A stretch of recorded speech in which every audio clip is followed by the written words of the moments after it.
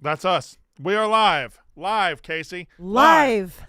Where's my hair gel? We are live from the Mostly Sports Studios, which are right now the Unnecessary Roughness Studios. It is. There you go. Get it in there. Rub those. Yeah. All right, we're live. And we're live after the Indiana Hoosiers win the national championship 27-21. In case you have been under a rock for the last 2 years, the Indiana Hoosiers have just won the national title. I'm going to say, holy shit. The Indiana Hoosiers have just won the national championship. I want everybody to stop and appreciate that for a second. Because for all the hating I did over the last couple of years, we have long complained about college football. It's always Alabama, Ohio State, everybody. The Indiana Hoosiers have just won the national championship. Amazing. Amazing, amazing, amazing. And I can't see Big Ev and T-Bob. I'm going to trust they're there somewhere. I know you're here. It's amazing, Kayce. It's unreal, and I know leading up to this, there was a lot of conversations on, is it the best turnaround in sports history? I do believe that it is. Maybe I'm a little bit biased because I am a college football fan, and I love college football more than any other sport. But Liam Blutman, this is really fucking cool for Indiana.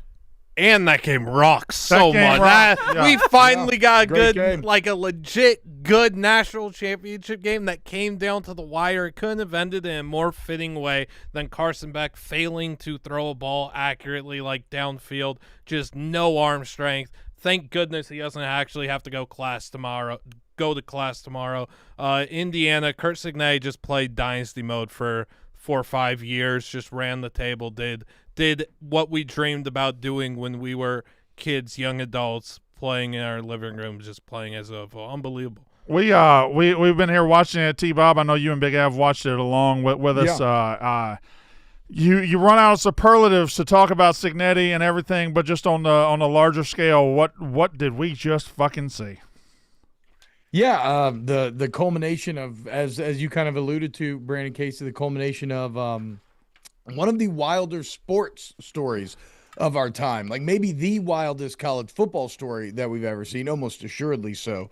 But I would extend that to anywhere. Again, I've used this reference before. It's like Leicester City winning the EPL, but maybe even weirder in some ways. The game itself, that was a true championship team there, right? 3 phases of the game. Their best stuff wasn't working, finding ways to adjust. And I just love most of the decisions that Signetti made. But I loved it. Did y'all hear the explanation of his 4th and 5 after the game, the draw? No, we came straight in here. It was, and we're going to talk about that call. I figured. So he basically said that they put that call in for this game alone because of how Miami had responded to that formation in the past. And so right there in the biggest moment, you see Signetti's genius, which is combined with all the other disparate elements to create this super team that are the 2026 Indiana Hoosiers. They're just so complete, so tough. Could not be more impressed. And look, I'm going to say, Brandon, like, I don't, I get a lot of shit wrong. Everybody gets a lot of shit wrong, a lot of shit right. I don't be like, but I feel like we had this game nailed to a wall here. We said this Miami team was particularly well suited to squaring up with Indiana, to maybe stopping what they do best so they could stop Indiana from running the ball effectively. And you saw that. This Indiana offense was stymied. But the defense played well. Special teams came through in the huge touchdown. And then in the biggest moments, another thing we talked about, Mendoza clearly better than Beck. Beck had his $4 million drive, but in the biggest moments, Mendoza consistently made the plays. And when Beck was presented the same opportunity at the end of the game, he did not. The Indiana Hoosiers are national champions and, like, undoubted, deserved, undisputed national champions of 2026. Yeah, 16-0. They go through Ohio State. They go through Oregon. They go through Alabama. It wasn't very good, but they've owned the sport for a while. They go through now Miami. Big Ev, third straight Big Ten champion. We'll get to that later. That's secondary to the fact that Kurt Signetti walked into the worst program in the history of college football, told him he was about to win, and did it. No, I mean, the Big Ten supremacy is just reality at this point. We're not doing that stupid shit. Just talk about Indiana. We don't have to get into that. We don't have to get into that Big Ten runs college football. We don't have to. You can shut him out if he's just going to say stupid shit. Just talk about Indiana. No, I mean, everyone said it, what Signetti's done at Indiana. It's truly unquantifiable. Like, there's just nothing to compare it to. It's that special. It's that great. And I'm talking about something that T-Bob said at the end. These teams were very evenly matched. It was the difference was the quarterback play. And Beck had overall a decent game. Like, he made some big throws in some big spots. But I mean, just every time Indiana needed one, a third down. And credit to the receivers, which obviously Becker made some big time catches. But Mendoza just made big time throw after big time throw when they needed it. The fourth down call, the run. I mean, the way Signetti set it up, like he knew they're going to be pinning their ears back. Middle's going to part like the Red Sea. Like, it's just the preparation. We said Indiana's not going to make a mistake. In Miami, limited the mistakes, but it was the block punt and the interception at the end, and that was the difference in the game. Well, and the wrinkle there, real quick, we're going to add context to what Ev's talking about. The wrinkle there on the QB draw, what Signetti specifically talked about is it's just QB draw, but how they blocked it was different than how they blocked it all year long. And it was specifically because they perfectly predicted how Miami would attack it at the biggest moment of the game. It's just flawless fucking execution. And how about Mendoza's toughness, dude? I'm scared a little. We kind of just reduced it to Mendoza outplaying Carson Beck, and I'm not sure that's the entire story of this game. I think Carson Beck, outside that last throw, really played a gutsy second half. Mendoza played a gutsy second half. But, like, Mendoza was getting shaken at times early by the Miami defense. Yeah. Ultimately, that block punt, how big is that fucking block punt? It was a three. That's the game. It was a 3-point game. The block punt. I don't know that on the whole Mendoza played this incredible Heisman game, but in the moments where your guy had to be your guy, Mendoza was the guy. Like, it was like he was facing a relentless pass rush, a very good defense. It was tough sledding at times, but then there were like the 5 key moments tonight, and he aced every single one of them, and Carson Beck aced most of them. And he didn't ace the last one. Yes. But like Liam said, that was the perfect way for that game to end if you've been like a back and forth person on Carson Beck. I disagree with what Liam's saying that too. You started the whole show saying Carson Beck predictably threw the interception. Like, I thought he fought his ass off tonight, man. He did, but I'm saying he didn't. He did, but for the game to end that way, when you talk about these two quarterbacks and going into it, and you talk about the block punt too, everybody in the country said when you go to this game, and I thought it was going to be a blowout. It wasn't. Liam thought the same thing, but it was if Miami makes any type of mistakes, and a block punt is not necessarily a mistake at all, but Indiana is going to capitalize. Oh, it's on a big it. mistake. But I'm saying it's not like obviously it was also credit to Indiana as well. Yeah. So it was a mistake, but Indiana caused it. So I think that when you look at the narrative of these two teams, it played out almost exactly how so many people thought it would be, whether you thought it was going to be closer or not, because Indiana capitalized on Miami's mistakes, and then Carson Beck does what Carson Beck does when they lose, and that's turn the ball over. Again, I hate ending it with that. I thought everything you said was perfectly. But when they lost this year, it's because he turns the ball over. I just feel like we just saw an all-time classic, and I don't want to end it with the button of Carson Beck. He was super gutsy. I didn't mean to make it so much about him. It was more. Me as well. It was more just the slim margins. Like, it was what you said, Brandon. It was that Mendoza made every big play in every big moment, and Beck just didn't make one play, and that was really the game. Let's talk about the moments, though. The moments are what really stands out. And T-Bob, you kind of went right to it, but like, I don't remember what the score was when the 4th and 5 happened. 27-21. No. I know the final score. I don't know what the score was when – was it 17-14? Yeah. It's 17-14. You're in the fourth quarter. It is clear Miami has gotten up off the mat, and they are fighting. They've been down 10 a couple of times. The block punt, which would have taken out a lot of lesser teams. They would have taken out – and Miami fought right back. And all they had to do was kind of get the ball back and get momentum, but Indiana would never give them the air to breathe. They would never give them the chance to really win the football game until the very end in that last 2-minute drive. But, like, that 4th and 5, you can kick a field goal and go up 20-14 and be up 6 and trust your defense. But Kirk Signetti wins. Google him. And he's a fucking chest thumper, and he's a fucking believer in his guys. And he said, God damn it, I got the Heisman winner. We're going to call this play. And as brilliant as the call was, and I think it was a great call, I think it pales in comparison to the individual effort from Mendoza, who has the patience to follow his blocks in there, makes a beautiful little Madden side shuffle juke to the right, has the clear lane, toughs it out, gets to the end zone. I thought it was a Heisman winner saying, by the way, I'm the fucking Heisman winner, and I'm about to win a national title. And the way that, and just to clarify that, and Ev said it perfectly, it's the margin. It's not to say that Carson Beck had a bad game and that's why they lost. It's to say that in those moments, Carson Beck did things that people have predicted, and Fernando Mendoza did the opposite of that and did those big moments. It's why he won the Heisman Trophy. When he stretches across the goal line, and you just know it's going to be, that's the snapshot, right? That's on the front of the newspapers. That's what everybody looks at. And I mean, Ev, we talked about Indiana when they played Ohio State. It was like they play perfect football, and there was multiple times tonight where Miami was getting to Fernando, and it just didn't ever really shake him. It just never took him off his game, and that's the difference in these two teams. Well, they looked, I mean, Miami did have him. I mean, again, the Indiana offense looked more fallible than we've seen it thus far, right? Like, we knew about the 8 touchdowns to 5 incompletions. Like, if you look at Mendoza's final stat line, you would never guess that we would be glazing him as hard as we are here, because it was again, like, it was in the big moments when you had to make a play. And Brandon, you think about that 4th and 5, the draw, you know, like you said, the juke, running the guy over, diving across the end zone, putting his body on the line, John Elway in the Super Bowl style back in the day. But also there was the 4th and 5 earlier in the drive. And you want to talk about pushing your chips to the center of the table? Signetti called 2 timeouts on that drive.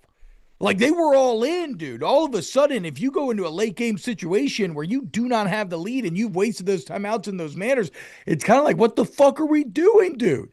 And so to have the balls to go all in, to go for it, to make the correct call, and then for your guy to execute it, it's why they're national champs. It's why Curt Signetti just led the most fantastical turnaround that we've ever seen in college football history.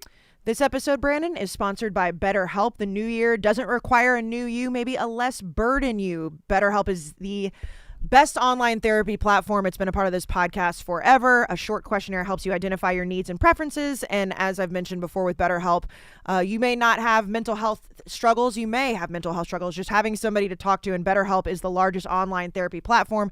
You can call, you can text, you can FaceTime, you can voice chat, you can do all of those things. And they've served over 5 million people globally. They'll match you with a therapist. And if for some reason they do not work with you, they will match you with another one for free. BetterHelp makes it easy to get matched online with a qualified therapist that fits your needs. Sign up and get 10% off at betterhelp.com/Smith. That's BetterHelp, HELP.com/Smith. Brandon, it's okay to not be okay. I think the 2 most important men in winning this game tonight were Fernando Mendoza and Curt Signetti. But I think we should also point out number 3. Does anybody know who number 3 is going to be? It rhymes.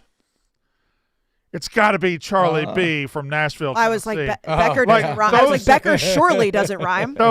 Those 2 catches, those 2 back shoulder catches on big third, and were both on third down? One was fourth. No, was fourth third down. and 5 and 4th and 5. Yeah, 3rd and 5 and 4th and 5, and both times they go to the back shoulder. The first time he makes the body control he has to kind of like sit down in the chair and just reach down and get it, fall to the ground. The second one, the coverage is good, and he just kind of fights through it. He's being held, and quick shout out to the refs. They let him fucking play tonight. Yeah, they let him play. I thought there were a lot of calls where you're like, that, you know, in the NFL yesterday, that's pass interference, but it was both ways. They let him go. They let him figure this shit out. So I want to give him a shout out. But Charlie B from Nashville, Tennessee, T-Bob.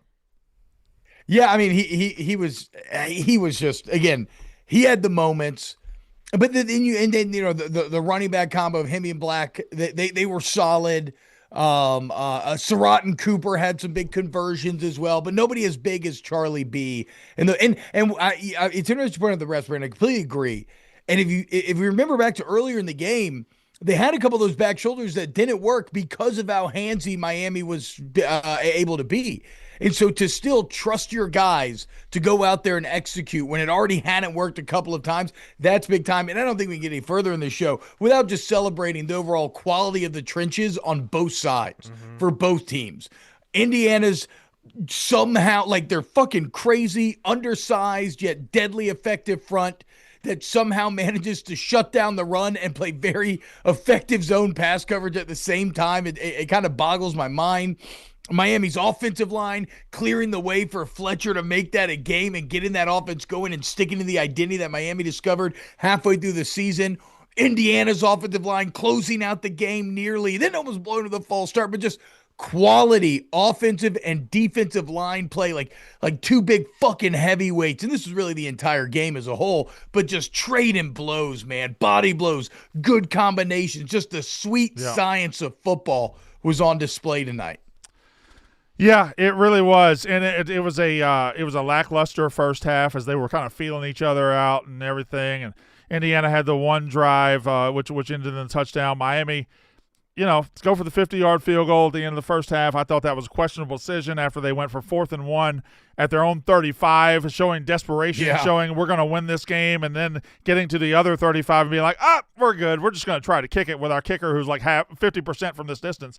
That's a minor nitpick because I truly believe the crystal ball doubters and the crystal ball haters and the crystal ball, he has done things in the past to make you question him. This team was 40 yards short of a national title tonight. This team was he put this team together with the right mix of defensive and offensive line talent. He went out and got a veteran quarterback who did fall short in the end, but crystal ball's got that thing humming again, and they play for a national title. So I thought he did a great job tonight and everything else. What else, Kayce? You want another piece of business? You can do a piece of business. All right, Nutrafol. Brandon, look at that hair. Look Yes, at that please. hair. Everybody on the stream tonight was talking about Brandon's good hair, and that's because of Nutrafol. And, of course, it is a new year. 2026 resolutions come and go, but real lasting growth takes time and discipline. Nutrafol isn't selling some 30-day miracle. We've been talking about it for a long time because it is a #1 dermatologist-recommended hair growth supplement brand trusted by over 1.5 million people. Plus, it is the #1 selling hair growth supplement brand. Wow. It's late, okay? It's a tongue twister. Nutrafol men's supplements are peer-reviewed, 100% drug-free, and clinically proven to improve hair growth without impacting sexual performance. I use the postpartum formula, also the women's formula. It's great. Skip the shortcuts and see thicker and stronger hair in just 3 to 6 months with Nutrafol. For a limited time, Nutrafol is offering our listeners $10 off your first month subscription and free shipping when you go to Nutrafol.com and enter the promo code UR. Find out why Nutrafol is the best-selling hair growth supplement brand at Nutrafol.com, Nutrafol.com,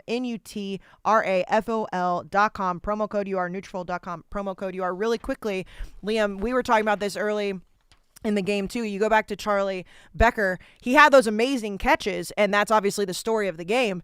But he also had some drops early in the game that were a little bit concerning. Elijah Surratt's drops. Surratt's drops. Surratt's drop was crazy. That felt really ominous at the time. Yeah, Waffle wrong House guy, was wrong guy. close to that. There was something weird about that in the first half with Indiana's offense, and it wasn't Charlie, it was Surratt. But what do you think? Was it just nerves? It was very bizarre. There was one where he dropped it twice. They uncharacteristically made 3 or 4 kind of big mistakes. That Surratt drop, the false start on the 2nd and 1, that was ball game if they get the first down. Yeah, Miami doesn't have a chance. They have no life if Indiana just picks up a yard in the false start. The roughing the passer there at the end too, to give Miami even more life. Like Indiana, all of a sudden out of nowhere, this unstoppable juggernaut of a team who doesn't make any single mistake, made 3 or 4 big mistakes. Where did that come from? Maybe it was nerves. Well, I mean, the reason I ask you is because you and I were the ones that were so sure that it was going to be a blowout because I didn't expect things like that to happen. And when Surratt did drop the ball twice, it's like, oh, holy shit, this team is beatable. I'd like to just point out, I think some of the offensive line mistakes can be pointed to the fact that they were blocking a raging wall of werewolves for the entire night. Yes. Yeah. Like it was kind of a result of some of the pressure that Miami was applying in a lot of ways. Can I shout out a Miami player real quick? Because everybody talks about Bain. Yeah. And then I got a question for you. Bain and Mesidor, 99 tonight. Moten, I believe he was hurt in the Ole Miss game. The defensive tackle, he was Warren Sapp for much of that game. He was unfucking believable. Now, what's your question? Okay, so I agree with you. And I'm sure I could go and find some stuff, but I don't have any major crystal ball decisions that I disagree with really. How did you feel about Signetti kicking that field goal at the end? I would have gone for it. I would have gone for a kill. Okay. That's what I'm kind of want to take the temperature of the room because obviously, like, who am I to question Signetti? But it does seem like with the consistency and trusting his Heisman guy to make the play when they needed it, it felt a little inconsistent to kick the field goal, then to leave it in the defense's hands and not let Mendoza go in it. Now, obviously, I was wrong, right? Because look at what ended up happening. Signetti was right. I just, at the time, I thought that was a bit interesting for Signetti to go away from trusting Mendoza when he had every single time up to that point. Well, I think if you're Kurt Signetti, you trust Fernando Mendoza 100%. I think you probably also trust your defense 100%. You trust that Miami has to go 80 yards, 75 yards. It ended up being 80 after the penalty. 80 yards in a minute and 45 seconds with no timeouts, with a quarterback who is prone to making mistakes. And the defense bent a little bit. They bent a little bit. Then they dummied him into throwing, thinking he had single coverage on the outside, and the guy just sank back in and caught the ball. So I think he probably did trust his quarterback, but trusting the defense worked out too. Yeah, fair. I think if it was like 4th and 2, 4th and 3, he probably goes for it. Yeah.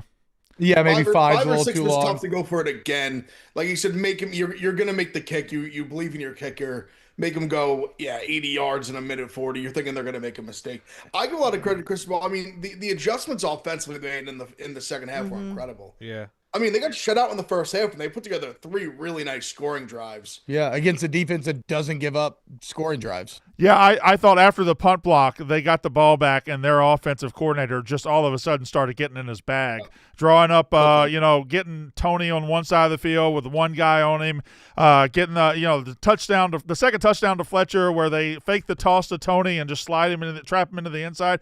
Unbelievable. I thought Shannon Dawson, I criticized him, even tweeted, he was the weakest part of the game, and then all of a sudden it flipped, and he really figured it out. Well, the way they came out of the locker room at halftime, and they stopped Indiana right away. Twice. Yeah, right away. The face mask, and coming out of the locker room, I mean, again, if you were on Indiana, you're like, okay, the first drive of this half is really going to set the tone, and the way that Miami came out was unbelievable. So, a lot of credit to Miami, and you talk about, Malachi, Tony, and Fletcher, like the individual guys are so talented, and this roster, I mean, you go back and I have no recollection of exactly what happened to Louisville in the SMU game because it feels like it was 10 years ago with how much break we've had other than the turnovers. But it's like, how did this talented of a team even lose 2 games in the regular season and not play for the ACC championship? I know it doesn't matter now because we're turning the page to the next season, but this team is really, really good. Indiana just happened to be a little bit better and make less mistakes. Well, I think we can learn some interesting things about college football from this year's Miami team and kind of the new era of college football, where because you have more margin of error now, teams are allowed to kind of find themselves. And if you look at the 2 Miami losses, penalties were a massive part, right? And even tonight, they had some penalties that ended up hurting them. Like on the 85-yard touchdown drive Indiana had, they had a couple that helped to extend that drive. But it was also at the time, Miami thought they were like a deep ball offense. Like they thought, okay, we paid Carson Beck. We got these great receivers. We're going to rely on him to bomb it like they did in that Notre Dame game.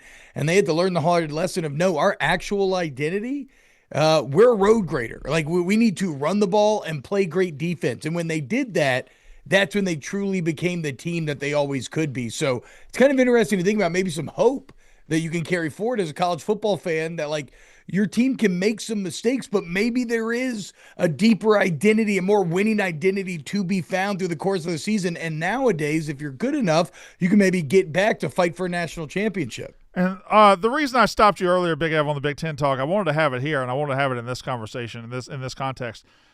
I even think simplifying this to saying Indiana is the 3rd straight Big Ten team to win it, 3 in a row for the conference, is even oversimplifying it and really doing a disservice to how fucking amazing and unbelievable it is that Indiana did this. The Big Ten did not win tonight. Indiana, the worst team in the history of college football, they had not had a 10-win season in their history until last year. They go to the playoff. They play Ohio State, and they get killed both times. And it doesn't set them back at all. It doesn't. I thought in my mind it would set them back. It would show, okay, well, you guys aren't who you think you are, because when you played a good team, you got killed. They just went and got a better quarterback. They just went and got better at other places. They went and got better at center, which wasn't hard to do. They went and got better at a lot of places. They fixed every little problem. They didn't have big problems. They didn't have big problems at all. But they turned Curtis Rourke into Fernando Mendoza, and they just tweaked it a little bit. They were the number 19 preseason team. I'm not the only one that doubted this team.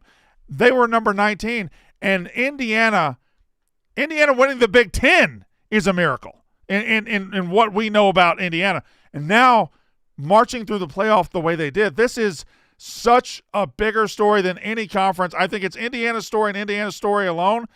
I think a week from now we can talk about the Big Ten and their dominance and the fact that they're putting the SEC in the rearview mirror. But I just think Indiana is such a remarkable story. And Big F, go with that. I didn't give you any setup or anything.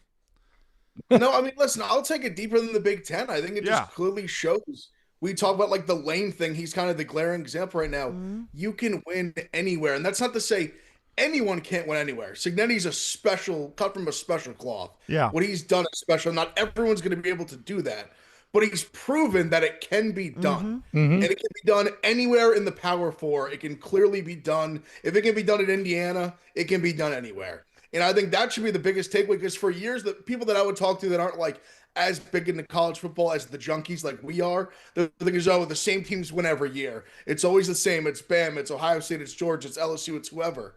Not anymore.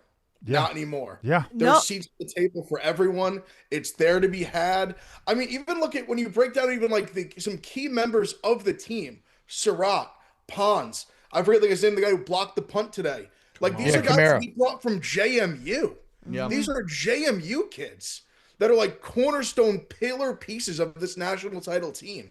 There's talent everywhere. If you can find them, develop them, you can win anywhere. I think that's even the bigger story than the Big Ten thing. Yeah, I mean, I finished the episode that we did last week, the preview, and I know Brandon and T-Bob, you guys had to go, and it was the very end, but it was, and we talked about just that, and that's why it is so much of an indication on how good of a coach Curt Signetti really is, because not only did Indiana turn around in 2 seasons, but the formula and everything that has been mentioned, you have to go into the transfer portal and find these guys. You have to get NIL support to get behind them. Then you have to put them all together on a roster and really develop them well very quickly to turn around. And the fact that he could do it at Indiana is just absolute proof that it can be done quite literally anywhere in the Power Four. It does not have to be at a blue blood or a brand name. And that's why when we look at all the landscape changes of college football in this era, Curt Signetti will be talked about forever, because you talk about coaches and how quickly they turn around programs and they get these recruiting classes and whatever. He turned around the worst program in history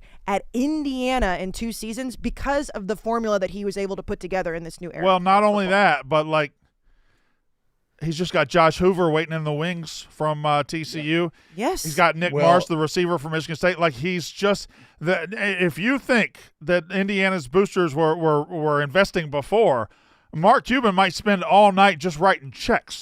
in his own Shark Tank.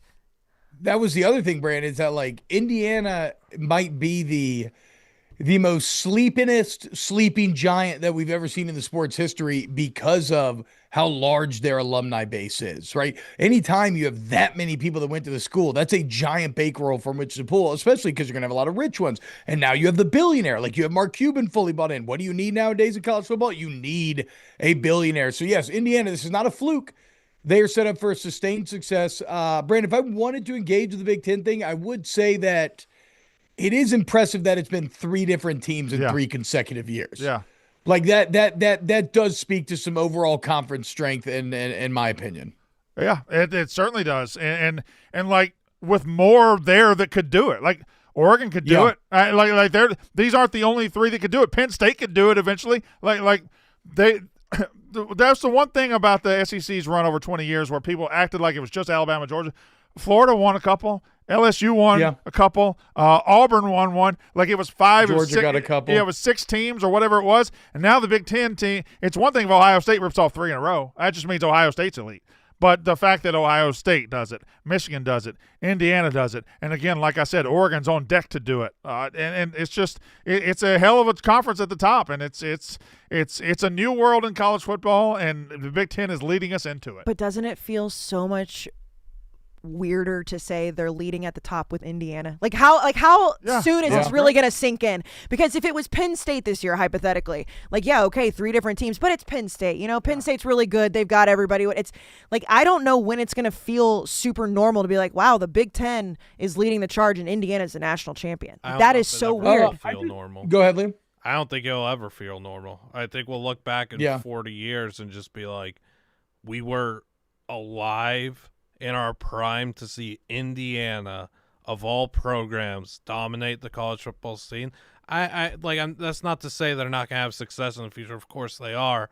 It's just such a, like you're saying, it's so jarring and unexpected and comically whimsy and fictional. Like 40 years from now, we're gonna look back on the Wikipedia of who won a title and just be like, that was one of the craziest things we've ever seen. We're not going to see anything like this ever again. Well, so Chad is talking about the age of the players, and I think that's important. I don't care. No, stop. Listen. Indiana's not older than Miami. Miami's average start age is older than that of Indiana. They were both old. Every team in this playoff was pretty much old. My point is, as much as we bitch about NIL, one thing it does, it keeps guys in college. Mm-hmm. Did y'all see the number of early entrants to the draft? It was like 40-something. A few years ago, it was over 130. So, like, for better or worse, talented players are staying throughout their entire career in college, which means you get more high-executing, very entertaining football, like quality football, like you saw tonight. Like, I think that's a benefit of the NIL era, is that talent can actually come back to school and continue to develop because they're making money now. Also, I agree. Like, I don't care, because that is the formula. Like, everybody can go out and do it. Every single coach in America can go out and get a, quote, older roster if they want. Curt Signetti just was able, again, to get that formula and put it together. And I do think that it's weird when you hear Carson Beck sitting up there and being like, well, I graduated 2 years ago. I don't have to go to class. Like, yeah, that's bizarre. But the same way that people are like, well, you know, college athletes shouldn't be paid because it's supposed to be college. Well, it's a business now. We know that. You're going to have to just get over it. But it's not just Indiana. Indiana just did it the best this year. So any coach can go do that. And to go out and get a 1-year quarterback every year, that's allowed now. That's the formula that we're seeing work. That's just kind of the way the cookie crumbles. Get over it. They spelled their uniform 4 years ago as Indinia. Did you see? And they just won a national championship. I saw a picture of what was the Twitter picture said it was a picture of Signetti's first game in Indiana. Yeah, and it was empty. Rocks. It was just it was flat out empty. It's amazing. I gotta see this. It's amazing. By the way, deserve this as a fan base, but they got it anyway. Blutman, show them the shirt that you have on right now. Store.barstoolsports.com. I've got the new hoodies on as well. All the merch is out there. I have to ask you, Blutman, I know you've brought this up a few times over the season. Remember last year when you were like 9, Indiana? Yeah, he was the first one on it. And then you jumped off. I wouldn't say I jumped off. I would say I was. You kind of did. I was cautious, and yeah, but I should have gone full speed ahead. I should have Georgia drove. You were the first one. All right. Listen to this. Yeah, it hurts. Kayce, trust me. It hurts a little. Okay. So it doesn't say it in the ad, but we're going to be doing this with DraftKings? Yes. Okay. NFL playoffs, let's go. DraftKings Sportsbook, an official sports betting partner of the NFL, makes every moment feel bigger. A running back cuts through the line. A strip sack flips the field. A tight end hauls in the kind of touchdown grab you'll talk about for years. Postseason games shift fast with DraftKings live betting options. You can stay right in the moment. Plus, DraftKings has your back with early exit protection. If the player in your eligible NFL prop bet goes down at any point in the first half, you still get paid in cash. New customers bet just $5. If that bet wins, you get $300 in bonus bets instantly.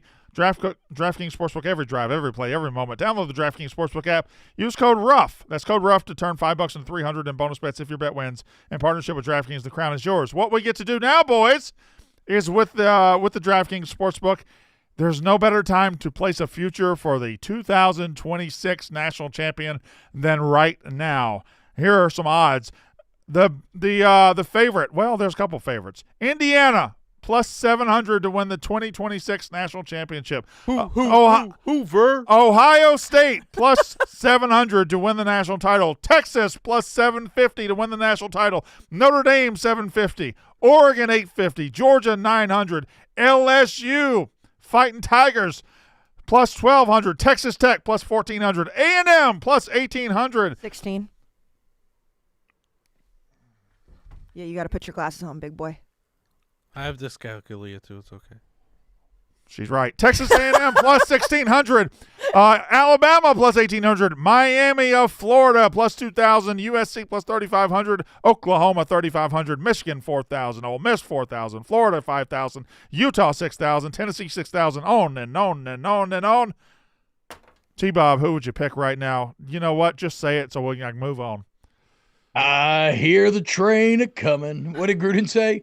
Train's coming down. That's right, baby. The Lane train. I wasn't wrong, Brandon. I was just early when I chose LSU to win the Natty this year, okay? Because everybody knows Sam Levitt, Lane Kiffin, and the LSU Tigers are going to be lifting that national championship trophy in 2026. Well, are y'all all going to do this? Big F.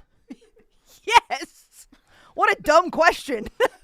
Big F, your pick. Brandon. Yeah. Brandon. Yeah. It's the Ohio State Buckeyes 7-1.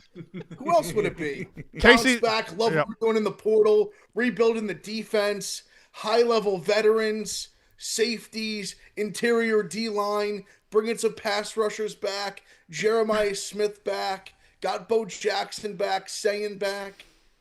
It's always the Buckeyes. 7-1. Kayce Smith. Well, Brandon, if I wouldn't get us kicked off of YouTube, I would take off this lovely sweatshirt right here to reveal a maroon and white sports bra under here. And I'm going to show everybody right here my little Aggie ring with the diamonds. I'm going to take Texas A&M plus 1,600. Mike Elko, listen, everybody wanted to shit all over Marcel Reed. What did we talk about? Guys, when they're a little bit older, they have all that experience, they look a little bit better. Marcel Reed with another offseason, you're going to get better on defense. You're going to get weapons again to get Marcel. Give me plus 1,600 to fight in Texas Aggies. Liam Blutman. You're telling me do it. I could put 10 buckaroos to win 6,000 smackers on the new JMU hype train, the UCLA Bruins? If I could, I'd run. I'd sprint to the Wub studio to get my UCLA helmet and really immerse myself like our friends. But no, I'm split between Texas and Georgia. I'm eager to see what Georgia does. Georgia was just make young. a pick. Just make a pick. Texas is disgusting. I think LSU's going to land seeding, but Texas with Gooseby and the receivers that they've got, and Arch really did develop at the end of the year and got looking like he's scary. Texas. Sark's last ride? Question mark? It's never too early for me to beef with Liam about A&M, apparently. All right. So let's move on. Wait, who's your pick? What's Mississippi State's odds? I didn't scroll that far. If I were just picking from those favorites right there, I kind of agree with Liam. I think next year is a nasty, nasty bunch of Texas Longhorns.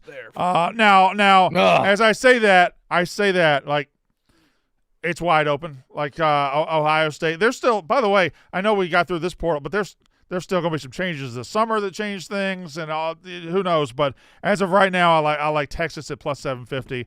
But Ohio State's probably a good pick. I do hate the A&M pick, if I'm being honest.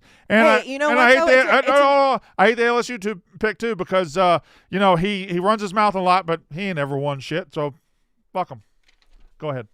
Listen, it's never too early to talk about your team. Everybody wants to bitch and moan when your teams are good. But you know what? If there's a time to talk about your team, Brandon Walker, it's right now. It's a new season. Talk about Mississippi State. Ring that cowbell. So I want to ask you guys a question as we celebrate Indiana winning the national title. And I didn't see anything in the post game, whether Signetti said something amazing, Fernando Mendoza did his politician speech or whatever. Apparently, Fernando Mendoza said something sus. Yeah. He was awesome, dude. I love What'd Fernando. I haven't seen it because we came right in here, but every single post I'm seeing is that he might have said something a little bit that everybody paused at. What did he say? Let me find this. Kayce celebrating with the boys. I mean, the quote that I think about with Fernando Mendoza post game, he said, "Look, I'll die for those boys out there on the field, and they'll die for me, and that's why we're national champions." And he said it as his face is bleeding, which is awesome. His arm is just one giant bruise. I mean, again, we can't get out of here without again highlighting and celebrating the toughness of Fernando Mendoza. That fucking chin shot that he took early on, that the refs let him take, Extending the fake, like, okay, dude, that was, and I liked it from Miami. That's good shit. Like, I don't even care if they throw the flag. You want to fucking get after that guy and make him feel you, and they did. But whether it was Ohio State, this game, whenever, Mendoza's gotten beat up. Probably not as much as tonight, but he's gotten beat up all year long. He's always come back strong. What's Big Ev listening to? Mendoza say that he'll take shots from the front or the back, whatever he needs to do. It's at the very beginning of the quote. I didn't even think about it like that. Yeah, we're all very we're all very perverted around here. But it's at the beginning of the quote that you said. But I the first thing that I saw was our main account on Twitter that said Fernando Mendoza said what in all caps. So yeah, that's what I was listening to. Listen, you know what? I love him. He can do no wrong. Okay, but I do agree that the shot of him bleeding, and you said it when we were in the cave, like in that moment. That's a champion shot. That's yeah. You're like and that happened in the first fucking drive. I know, and I knew as soon as he fucking got bloodied, I was like, and they showed him up close. I was like, God damn it, that's a national champion shot right there. And by the way, just the he looked pissed. He did the juxtaposition of just like the body language too. And I understand it was close to the end of the game, and I'm very pro crying. Yeah. You want to cry, like I love it. But you said it at the same time I did. Carson Beck looked like he was about to sob on the sideline. Well, at second and one, he realized it was over. Indiana was about to get a first down in the game. I think he was crying, and then that false start happened. He stood up, went and got his chin strap on, and got ready, and showed a little fight in that drive. He just made the one bad mistake. But I'm okay with that. I'm just saying that you never saw Fernando Mendoza even remotely, like when he was on the sidelines, every time they showed him, he had the bloody lip and he's just smiling. Like there's just something about this. Well, in fairness, he never had a chance to think he was about to lose. The Carson Beck was facing his mortality there, and Fernando Mendoza, for their credit, never. I want to end this show with two questions. We'll go around.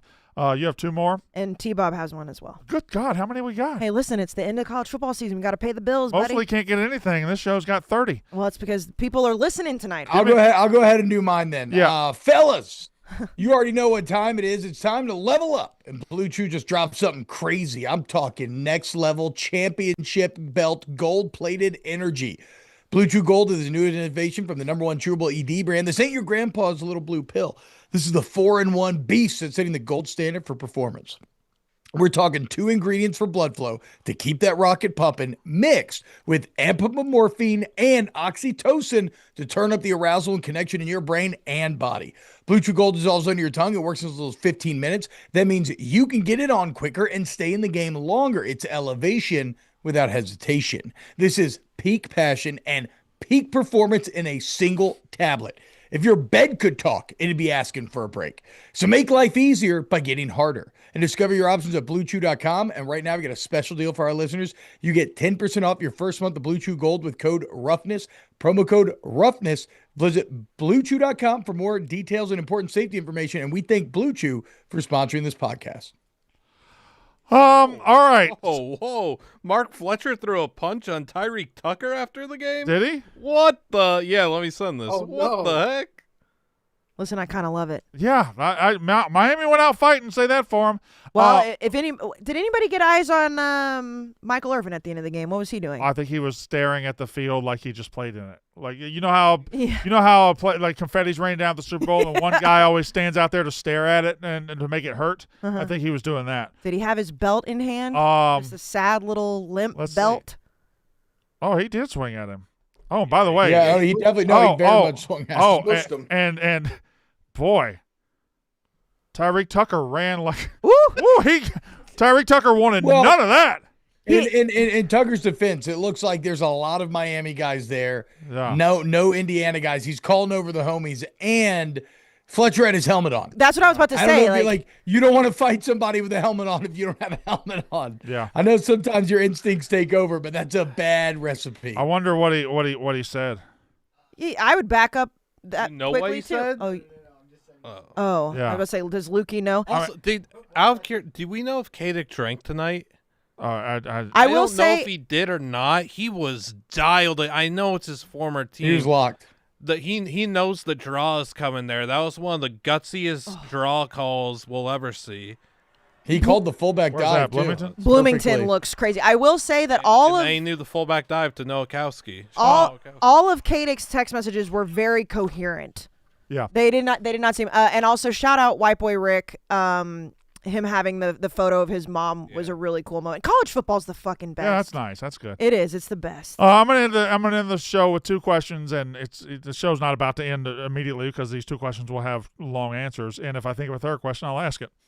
My first question is this: the 2025 Indiana Hoosiers will be remembered for what and how? You guys work on that question. I'll answer it first just to get the ball rolling. I think this is among the most remarkable teams we've ever seen in our lives.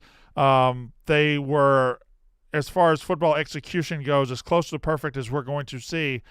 They have a lot of 4th and 5th year guys. They identified that as what could be a strength. They weren't going to get right from the rip the 5-star studs that Oregon, Ohio State, Alabama, and Georgia get. Signetti knows that. So he went and got his JMU guys. He went and got guys like his JMU guys. He got 4th and 5th year, 6th year guys, and he built around them. They are the epitome of the brand new era of college football. Ole Miss is a part of it. Texas Tech is a part of it. If you get the right guy and invest, you can win. And this is the year that Indiana truly showed the rest of the world you can. Anybody can win in college football. Now, the problem is, there's probably only one Kurt Signetti out there who's actually capable of doing it, but Indiana in 2025 showed that it is possible. You don't have to have one of 8 logos on your chest to do this. That's what Indiana will be remembered for in my mind. T-Bob, what do you got? Yeah, I mean, and keep with that theme, Brandon, kind of erasing the excuses, right? A lot of times whenever you're failing at something, you can look to others and be like, oh, well, look, they can't do it either, and only this guy can do it, and he can only do it because look how good he is. So, like, Indiana's not just teaching college football lessons. He's teaching us lessons, and they are teaching us lessons for life. That, like, don't let whatever the expectation that has been set before you define you. You can overcome. You can outperform. You can do a better job than what people believe you can do or are telling you that you can do. Like, I don't care if you're a little kid playing sports. I don't know if you care if you're an adult in the workplace, a parent, whatever the case may be. Indiana has shown you that these ceilings and limitations that people want to try and put on you, they don't matter in light of your actions. And it's not to say that you're 100% going to succeed, but what it is to say is that you should fucking try. And you should try everything you do and not just roll over and accept the expectation that's been put on you. Big F, the Indiana Hoosiers in 2025. I think they're going to represent like a big time run here. Like I think they're going to be the coronation of Signetti. And I think just considering some of what T-Bob was talking about earlier, we all have in just the snowball effect of winning, which is the money, the Mark Cubans, the power, the stability that comes with it. And I don't want to get like crazy because obviously he has to sustain it, but he's just everything he's done leads me to believe that he will, at least for a significant amount of time. And I think he could be like this is going to sound nuts, almost like this is going to be crazy. It's going to sound crazy when I say it out loud, though I said it in my head. Almost like a Bear Bryant, Indiana, and like putting them on the map and like making a real football power. That like, even think about like this as an Ohio State fan. I'm looking at next year's schedule and I'm like, shit, we got to go to Indiana early October. Yeah, like right? I'm saying like that. Like this is the impact that he's had on this school and this program, and I think this is going to be remembered as the coronation of Indiana becoming a legitimate football power for a long, long period of time. So they have too much muscle. They have too much of a fan base of like a network, a school, whatever you want to call it. Too much money behind it that even after Signetti, like I think they're going to have a foundation to build forward, and it's all going to be because of this team. Like this is going to be the team that they look back on and say, this is why in 10, 20 years from now, Indiana is still one of the like powerful football programs in America. It's going to be because of this team this season. I think that's really what it's going to represent long term. I know you just said it sounds crazy, and I know you think it sounds crazy. 2 years ago on this night, I come up to you and I say, Big Ev, within 2 years, Indiana's going to win a national championship. That's the craziest thing you would have ever heard at that point. That is, I laugh in your face. you'd laugh in my face because why? Because I'm just saying stupid bullshit. That's crazy.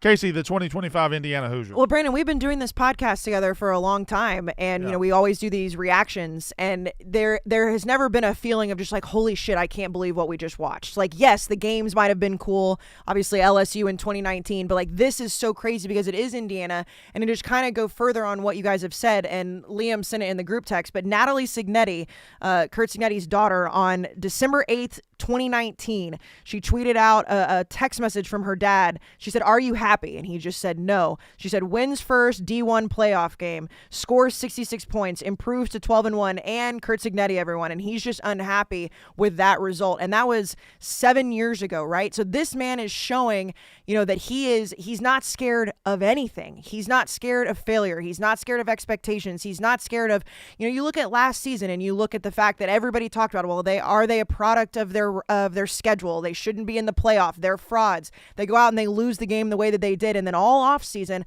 a lot of people would say, well, maybe we were frauds. Maybe we didn't deserve to be there. And instead, over the offseason, he faced it head on. He didn't hide. He didn't hide from his consequences of losing that game. He didn't hide from people that he owed explanations to. He just went out there and he was like, fuck this. We're going to put this team together and we're going to keep building. And that's who this man is. So I think that you're going to remember that. And then also Fernando Mendoza. It's going to be hard to look back at this season and not look at Fernando Mendoza and be like, that kid was something special, and kind of the anti-2025, 2026 social media type of guy. Like, this is a guy who people want to say is nerdy, is cheesy. Like, I don't know, what's he going to go do tonight? You're not going to see him spraying bottles of like champagne in the club. I think those are the two main storylines. I think you might. Well, you might, but like, I think you might. You might, but you know what I'm saying. He's he's the anti, and I hate to say, but he's like the anti Johnny Manziel, right? You're not going to see this man out. Like, if he is having a good time, he wants to go home and he wants to put on his PJs.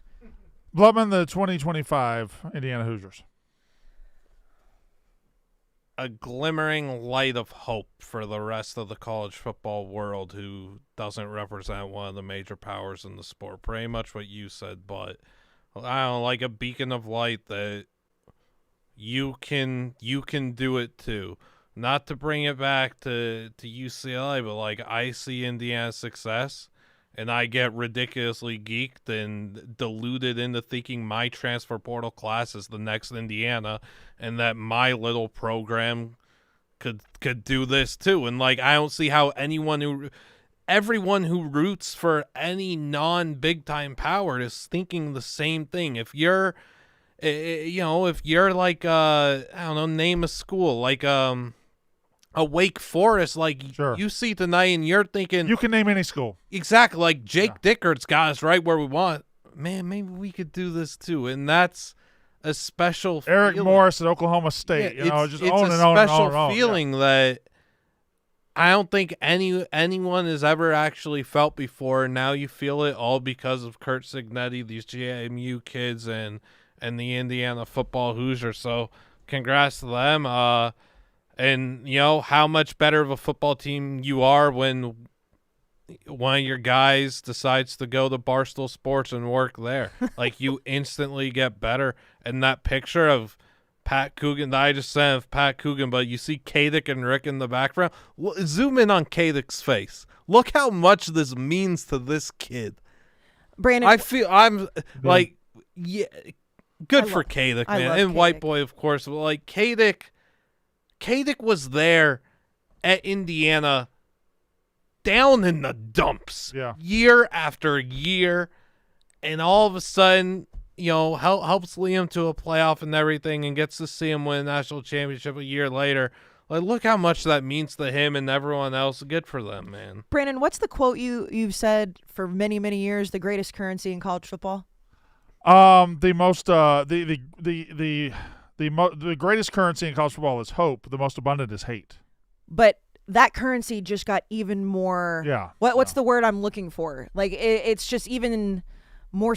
What's the word? Available? It's got No. multiplied. Hope it's got like abundant. Abundance, because now, abundant. thank you. Yeah, we worked through it. It's it's late. But it's exactly what Liam just said. It's hope, and we make the joke. So when you did the DraftKings ad, and it's T-Bob's taking his team to win the national title, Big Ev's taking his, I'm taking mine, and normally it's like okay, you always have hope going into a new season. Now it's like, well, holy shit, anybody can do it. Why don't you double up on those two if we got two left? Yeah, we got two. So speaking of if anybody can do it, we've got the NFL playoffs coming up. I believe there are 3 teams left that could win the Super Bowl because Bo Nix is hurt. But regardless, if you want to go to the AFC or NFC championship games, Game Time has the best tickets. The Game Time app gives the advantage back to the fans. It's the hack for unlocking amazing tickets and experiences in just a few taps. Plus, fees are always included. So you see what you pay.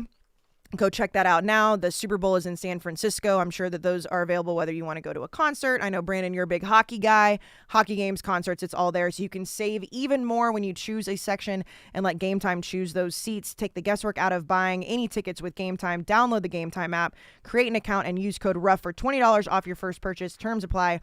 Again, create an account and redeem code RUFF, ROUGH, for $20 off. Download the Game Time app today.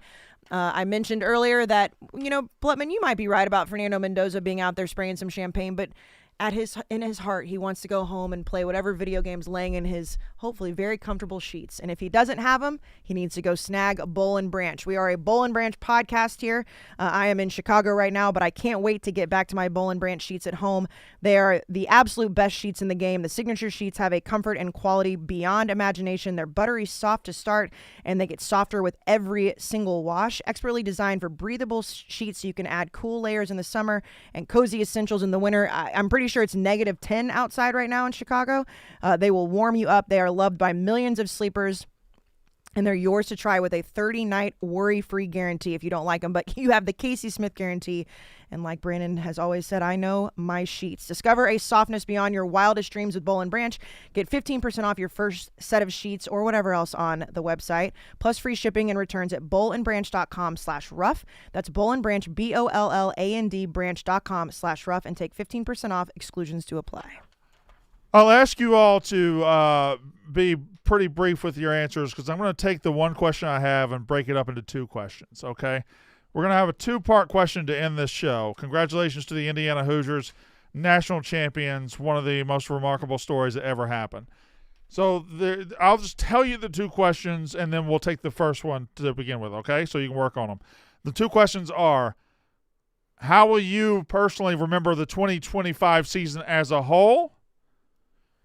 And number 2, what excites you the most going into 2026? How will you remember this season as a whole? It can be any way you want. And then we're going to follow that up with where now the eyes are towards 2026. What sticks out in your brain? Yes. I was going to say you go first. Me go first. Yeah. Okay. 2025 as a whole, I will legitimately remember it, and it's a selfish thing. It's the first time I felt like everybody has a chance, and it's the first time Mississippi State made me feel alive for a while.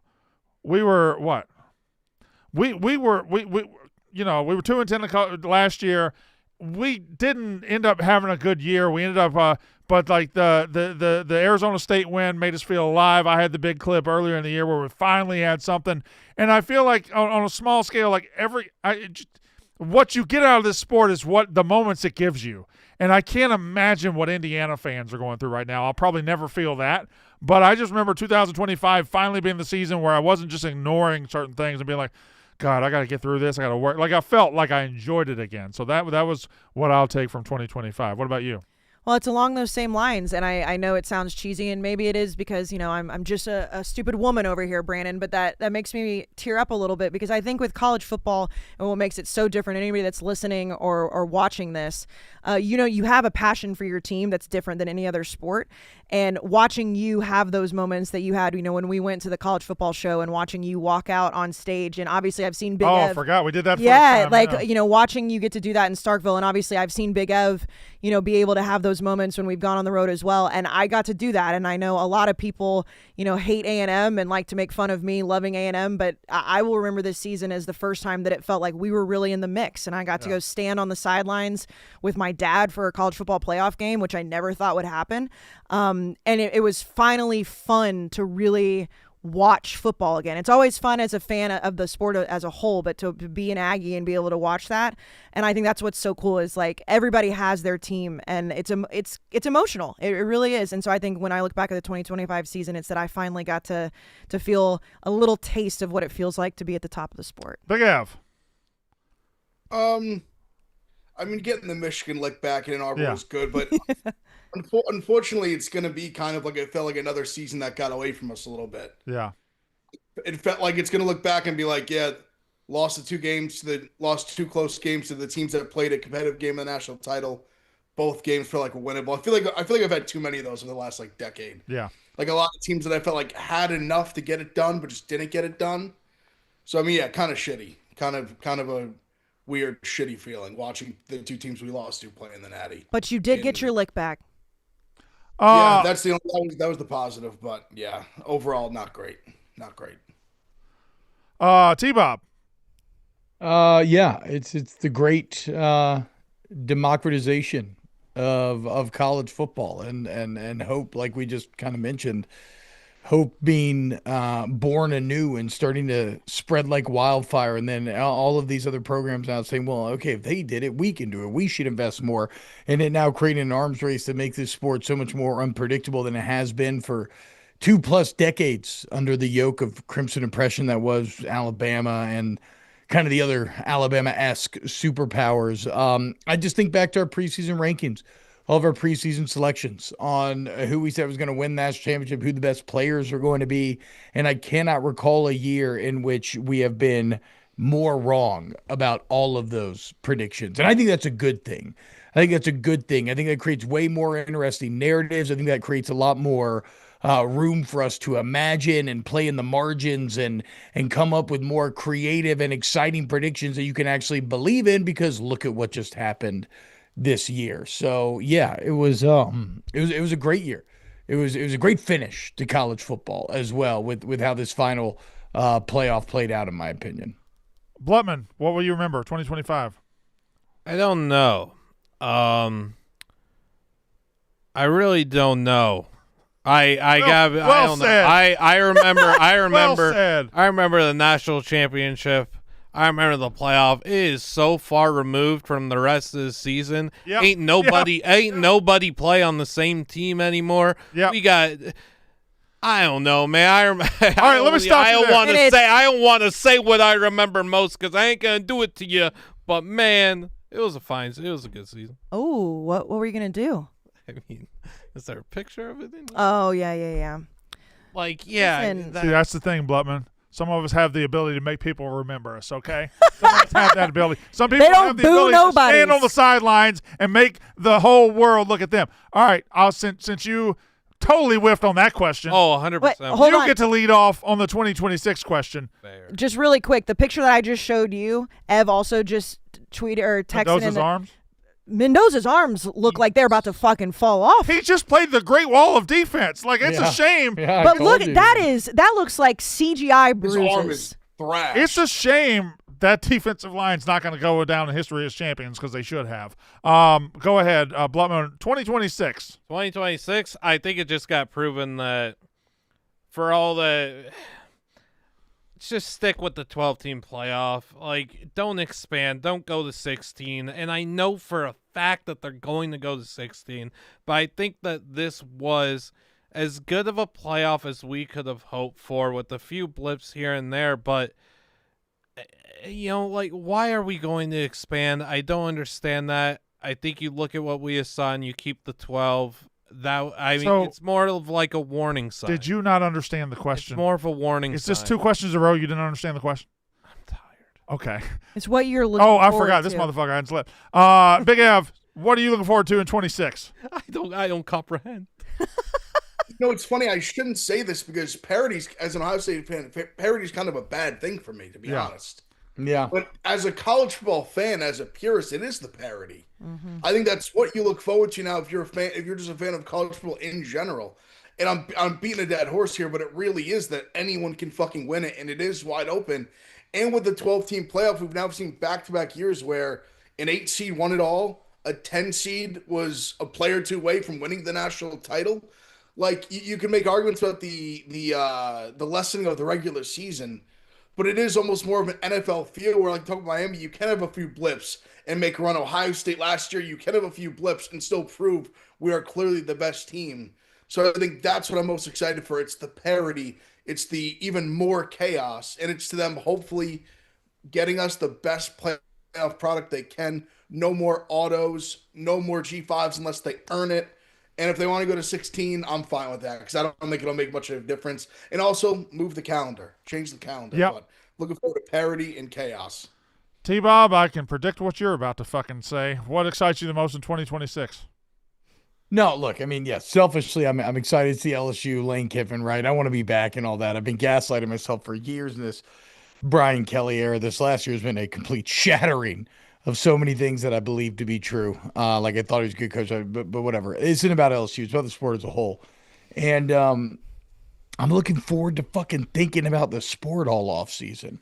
I'm looking forward to looking at all of the portal news and trying to look at all the new rosters and, piece together all the puzzle pieces and how is this going to work? Who's going to come together? What can we learn? Because, like, we live in such a transformative time of college football where the very fabric of the game, not on the field, but the fabric of the game off the field has been completely shattered and is in the process of being remade. And in this shattering, I think there are ripple effects that we can't even begin to predict, right? And it seems like every additional year of data that we get in this new era helps us to try to give it some context, helps to try to empower us to try to see into the future more and start to make more predictions. So I'm excited to kind of look at what's happened in the last couple of years. What lessons do we think we can carry forward? Study these rosters, have some fun, do a bunch of big predictions, and then be completely wrong when the games start again.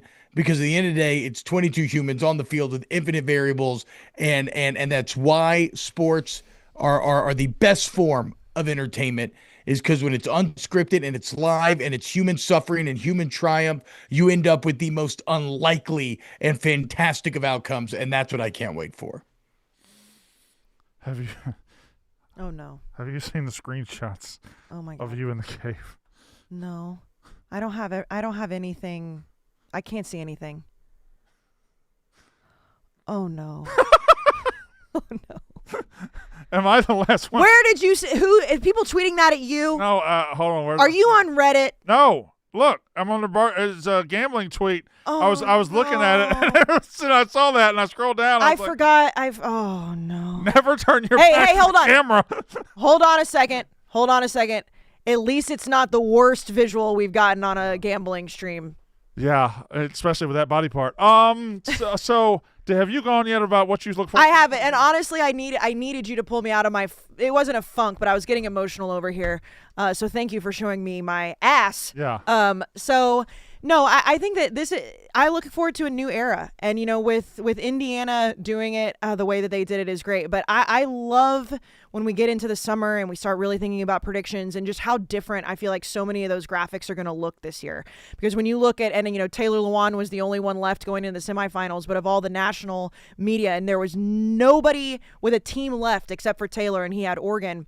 Those predictions are going to look wildly different this year, because I do feel like that piece of hope is going to change a lot of people's opinions, and people are going to want to go out on a limb more, because I do think that it's easy for people to sit at home and be like, oh, these people don't know anything about college football. I'd find it very, very hard pressed to find somebody outside of Bloomington, Indiana, which, by the way, looks awesome right now, picking Indiana to win the national title this year, whether you're paid, $10 million a year, you get paid nothing to talk about college football. So I think that that's what I'm most looking forward to.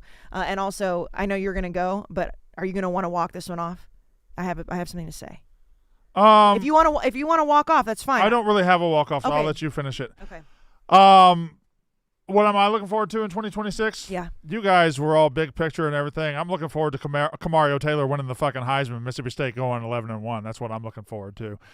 You bitches have been running your mouth reckless for a long fucking time, okay? A long fucking time. And I'm looking at you, big guy over there in the Ohio State hat, huh? Yeah, I'm looking at you, old smiley McSmiley face over there thinking Lane Kiffin's going to walk into Baton Rouge. I'm looking at all y'all. I'm coming for fucking blood next year, me and Kamario Taylor.